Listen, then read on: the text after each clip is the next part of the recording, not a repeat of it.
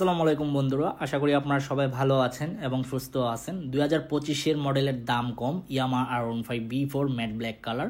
তো এই বাইকটা প্রাইস আপনার 2024 গ্লসি ব্ল্যাক কালার বাইকের থেকে কম, সেটা আমি বলে দিব। দুইটা বাইকের প্রাইস বললেই আপনি বুঝতে পারবেন। তো চলুন কথা না বাড়িয়ে ভিডিওর মূল টপিকে যাই। তবে এখনও পর্যন্ত যারা আরমান সার্ভার ইউটিউব চ্যানেলটি সাবস্ক্রাইব করেন নাই তারা অবশ্যই আরমান সার্ভার ইউটিউব চ্যানেলটি সাবস্ক্রাইব করে ফেলবেন, যেন পরবর্তী আপডেট নোটিফিকেশন পেয়ে যান। বন্ধুরা, একটা অনেস্ট যদি আমি কথা বলি, সেটা হচ্ছে 2024-এর যে গ্লসি ব্ল্যাক এবং 2025-এর যে ম্যাট ব্ল্যাক, এই দুইটা বাইকের থেকে কিন্তু 2024-এর মডেলের গ্লসি ব্ল্যাক কালার বাইকটি বেশি সুন্দর। এজন্য ওই বাইকটার চাহিদা বেশি থাকায় কিন্তু দামটা বেশি ধরা হয়েছে মনে হয়, আমার কাছে লাগে, কারণ ডিমান্ডেবল একটা বাইক।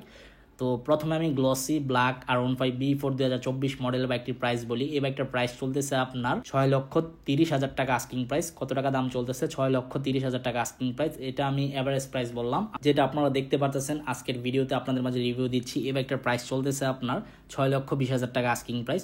তার মানে বুঝতেই পারতেছেন যে দুইটা বাইকের প্রাইসের ব্যবধানটা কত। এই জন্য আমি বললাম যে 2025-এর মডেলের বাইকের দাম কম। তো যাই হোক, যারা নিতে চান অবশ্যই 5-6টি শোরুম যাচাই বাছাই করবেন, এবং 5-6টি শোরুম যাচাই বাছাই করার পর যে শোরুম থেকে মনে হবে কম দামে বাইকটি ক্রয় করা যায়, ওই শোরুম থেকে বাইকটি ক্রয় করে ফেলবেন। ইয়ামাহা R15 B4 বাইকের বিল কোয়ালিটি পারফরমেন্স কতটা ভালো সেটা আপনারা সবাই জানেন ইন্দোনেশিয়ান ভার্সন বাইকগুলোর।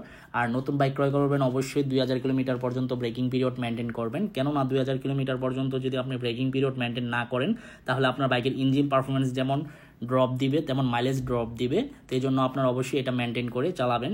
এই ছিল আজকের ভিডিওর আপডেট ইনফরমেশন। দেখা হবে ইনশাল্লাহ পরবর্তী ভিডিওতে। এবং নতুন বাইক ক্রয় করবেন অবশ্যই বাইকের চারপাশ ঘুরে শুনে দেখে শুনে বাইক ক্রয় করবেন। দেখা হবে ইনশাল্লাহ পরবর্তী ভিডিওতে। এবং পরবর্তী ভিডিওতে কোন ব্র্যান্ডের বাইকের সম্পর্কে কথা বলবো সেটাও আমাকে কমেন্ট বক্সে কমেন্ট করে জানাতে পারেন। অ্যান্ড আল্লাহ হাফেজ।